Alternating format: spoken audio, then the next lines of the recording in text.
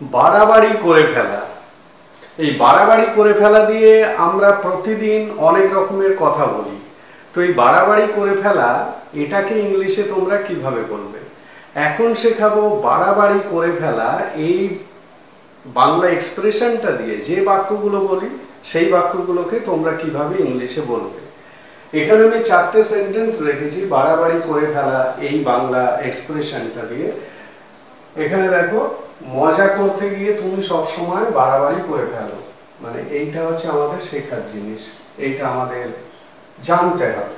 কারণ এই জায়গাটায় এসে আমরা চিন্তায় পড়ে যাব যে ইংলিশটা কিভাবে বলবো। ঠিক আছে, খুব প্র্যাকটিক্যাল কথা, এই ধরনের কথা কিন্তু আমরা বলি। আমি জানি তুমি ওকে ভালোবাসো, কিন্তু বাড়াবাড়ি করো না। তারপরে খরচা নিয়ে তুমি একটু বাড়াবাড়ি করে ফেলছো। ঠিক আছে, খুব প্র্যাকটিক্যাল কথা। আর মোবাইল নিয়ে এত বাড়াবাড়ি করো না। ঠিক আছে, তাহলে বাড়াবাড়ি করা এটাকে ইংলিশে কিভাবে বলবে? দেখো, এই ধরনের যে বাংলাগুলো আছে এগুলোকে মানে particular word, particular idiom, particular phrase যদি না জানো তাহলে এগুলোকে করা অনেকটা ডিফিকাল্ট হয়ে যায়। ঠিক আছে, তো সেই কারণে পার্টিকুলার ওয়ার্ডটাকে তোমাদের জানতে হবে, মুখস্থ করতে হবে, এবং ইংরেজি বলার জন্য সেগুলো খুব জরুরি। তো এখানে বাড়াবাড়ি করে ফেলা যে ইডিয়মটা বা যে ফ্রেজটা ইউজ করবে সেটা হলো গো ওভারবোর্ড। গো ওভারবোর্ড। ঠিক আছে, এই ইডিয়মটা ইউজ করতে হবে, গো ওভারবোর্ড। ক্লিয়ার? এই অবধি বুঝতে পারলে? গো ওভারবোর্ড ইউজ করে এই ধরনের প্র্যাকটিক্যাল বাক্যগুলোকে ইংলিশে বলতে হবে। এখন গো যেহেতু ভার্ব, তাহলে গোটাকে তোমরা যে কোনো টেন্স অনুযায়ী বাক্য তোমরা তৈরি করতে পারবে। মানে গো, গোজ, গোয়িং, গন, এইভাবে চেঞ্জ হবে। ঠিক আছে, তো শুরু করা যাক। মজা করতে গিয়ে তুমি সবসময় বাড়াবাড়ি করে ফেলো, সাবজেক্টকে তুমি, আর বাড়াবাড়ি করে ফেলো ইংলিশ কি? গো ওভারবোর্ড। তার মানে ইউ সবসময়, always, you always go ওভারবোর্ড।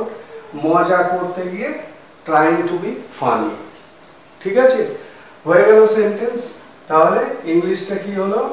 You always, তুমি সবসময়, you always go ওভারবোর্ড,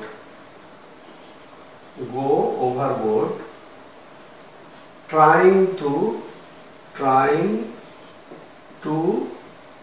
be funny, মজা করতে গিয়ে। ঠিক আছে, তাহলে ইংলিশে কি বলবে? You always go overboard trying to be funny, মজা করতে গিয়ে তুমি বাড়াবাড়ি করে ফেলো। You always go overboard trying to be funny. Okay, next হচ্ছে আমি জানি তুমি ওকে ভালোবাসো, কিন্তু বাড়াবাড়ি করো না।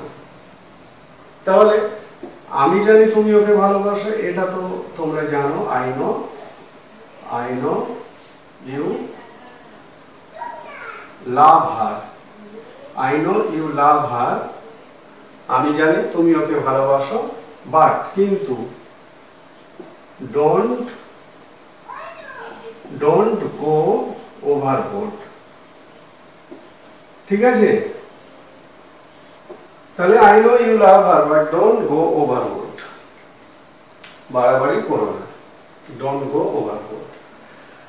পরেরটা, খরচা নিয়ে তুমি একটু বাড়াবাড়ি করে ফেলছো, প্রেজেন্ট কন্টিনিউয়াসের উপর, তার মানে গোটা গোয়িং হয়ে যাবে। প্রথম সেন্টেন্সটা সিম্পল প্রেজেন্টে তোমরা করলে, পরের সেন্টেন্সটা একটা ইম্পারেটিভ, মানে কাউকে অ্যাডভাইস করছো। তারপরের সেন্টেন্সটা মানে এটা হচ্ছে present continuous.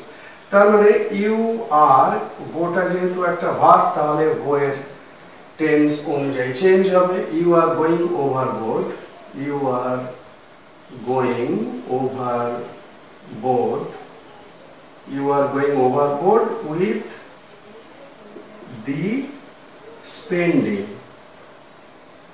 With the spending.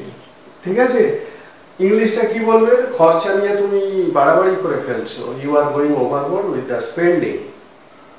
বোঝা গেল? এইভাবে ইংলিশগুলো বলবে, you are going overboard with the, যেটা নিয়ে বাড়াবাড়ি সেইটা, ঠিক আছে, সেই নাউনটাকে বা নাউন ইকুইভ্যালেন্ট শব্দটাকে বসিয়ে দেবে। এখানে যেমন খরচ নিয়ে তুমি একটু বাড়াবাড়ি করে ফেলছো, you are going overboard with the spending.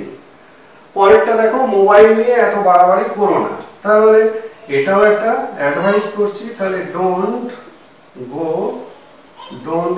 ওভারবোর্ড with the mobile, ঠিক আছে। তাহলে don't go overboard with the mobile, mobile নিয়ে বাড়াবাড়ি করো না।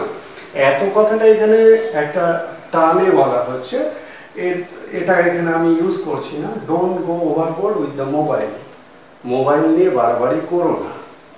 তাহলে বুঝতে পারলে বাড়াবাড়ি করো না বা বাড়াবাড়ি করা খুব এই প্রচলিত ঘরোয়া এই কথাটাকে ইংলিশে বলতে গেলে তোমাদের যে ইডিয়মটা ইউজ করতে হবে সেটা হলো গো ওভারবোর্ড, এবং এই ইডিয়মটা ব্যবহার করে এই ধরনের অতি পরিচিত বাংলা ঘরোয়া কথাগুলোকে ইংলিশে বলতে হবে।